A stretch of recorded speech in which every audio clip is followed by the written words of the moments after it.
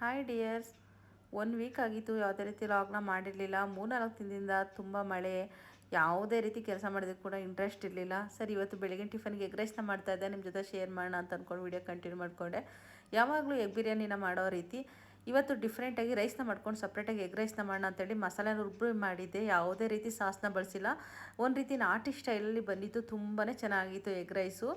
ಅದಾದಮೇಲೆ ವಾಷಿಂಗ್ ಮಿಷಿನಲ್ಲಿ ತುಂಬ ಸೌಂಡ್ ಬರ್ತಾಯಿತ್ತು. ಏನು ಇಲಿನ ಸೇರ್ಕೊಂಡಿದ್ದೀವಿ ಅಂದ್ಬಿಟ್ಟು ಚೆಕ್ ಮಾಡ್ತಾಯಿದ್ವಿ. ಫ್ರಿಜ್ಜು ವಾಷಿಂಗ್ ಮಿಷಿನಲ್ಲಿ ತೆಗೆದ್ಬಿಟ್ಟು ವಾಷಿಂಗ್ ಮಿಷಿನ್ ಓಪನ್ ಮಾಡಿದ್ಮೇಲೆ ನನಗೆ ಗೊತ್ತಾಗಿದ್ದು ಅದರಲ್ಲಿ ಕಲ್ಲಿರುತ್ತೆ ಅಂತ. ನೋಡಿ, ಒಂದ್ಸಲ ಶಾಕ್ ಆಯ್ತು, ಏನು ಕಲ್ಲಿಟ್ಟಿರ್ತಾರೆ ವಾಷಿಂಗ್ ಮಿಷಿನಲ್ಲಿ ಅಂತ. ನಿಮಗೆ ಈ ವಿಷಯ ಗೊತ್ತಿಲ್ವ ಅಂತೇಳಿ ಕಮೆಂಟ್ ಮಾಡಿ. ತುಂಬ ಜನ ನನಗೆ ಕಮೆಂಟ್ ಮಾಡಿದರು, ಯೂಟ್ಯೂಬ್ ಬಗ್ಗೆ ಹೇಳಿ, ವ್ಯೂಸ್ ಬರ್ತಲ್ಲ, ಸಬ್ಸ್ಕ್ರೈಬರ್ ಬರ್ತಲ್ಲ ಅಂತ.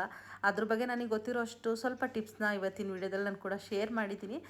ಹಾಗೆಯೇ ಇವತ್ತು ನಾನು ಮಾಡ್ಕೊಂಡಿರೋಂಥ ಮಸಾಲೆ ಎಗ್ ರೈಸ್ನು ಕೂಡ ಅಪ್ಲೋಡ್ ಮಾಡ್ತಾಯಿದ್ದೀನಿ ನನ್ನ ಚಾನಲಲ್ಲಿ. ಒಮ್ಮೆ ಫ್ರೀ ಇದ್ದರೆ ನನ್ನ ಚಾನಲ್ನ ವಿಸಿಟ್ ಮಾಡಿ.